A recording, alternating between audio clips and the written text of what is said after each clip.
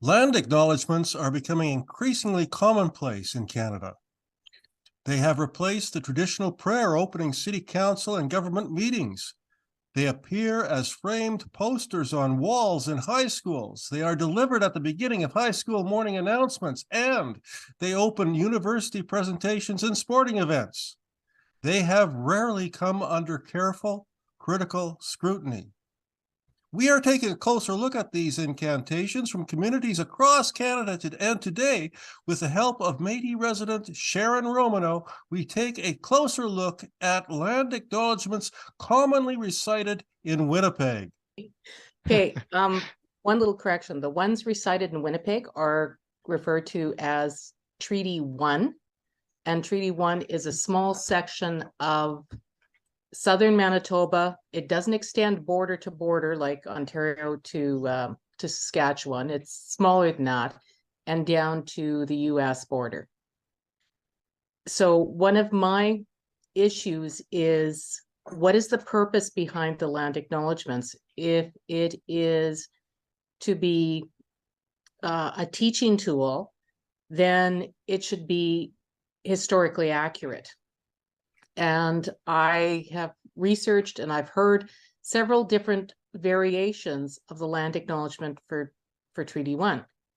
And some of them include people like the Dene or the Oji Cree, or the Cree, that this isn't their ancestral homes.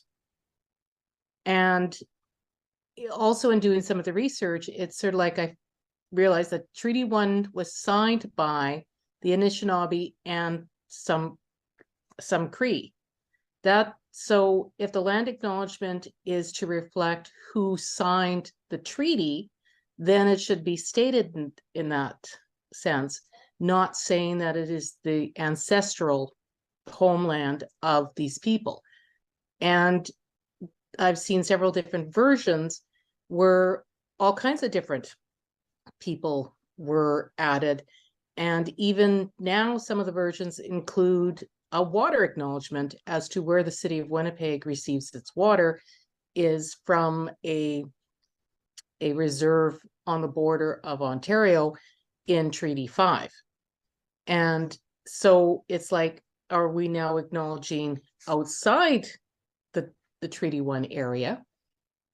And then I have an issue with the Métis statement, that I have heard several different land acknowledgements for other treaty areas, and they all say the same thing, that they are the homeland of the Métis Nation. Well, we can't all be the homeland of the Métis Nation. And so it's sort of like got me to questioning, what is the purpose behind this?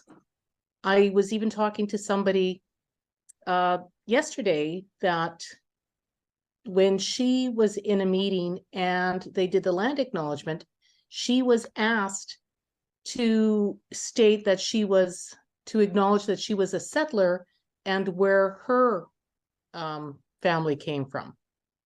Well, she is only a second generation immigrant to Canada. So her family had fled a country where they're being prosecuted to come here, and now they are supposed to acknowledge the guilt of the settlers. So is the land acknowledgement statement to indoctrinate white guilt into everybody, or is it an acknowledgement of history? And if so, it should be correct. Thank you, Sharon. If land acknowledgements are not historically accurate, then their purpose is not to teach history. And as Sharon has mentioned, there are other possible reasons why they should be given.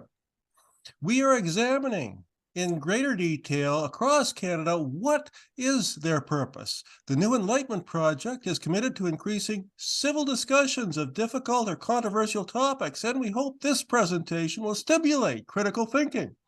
You can visit our website at nep-humanism.ca, where you can see or watch more presentations in this series, watch our podcast interviews with interesting thinkers, browse our blog, become a member, or make a donation. We are also on Facebook.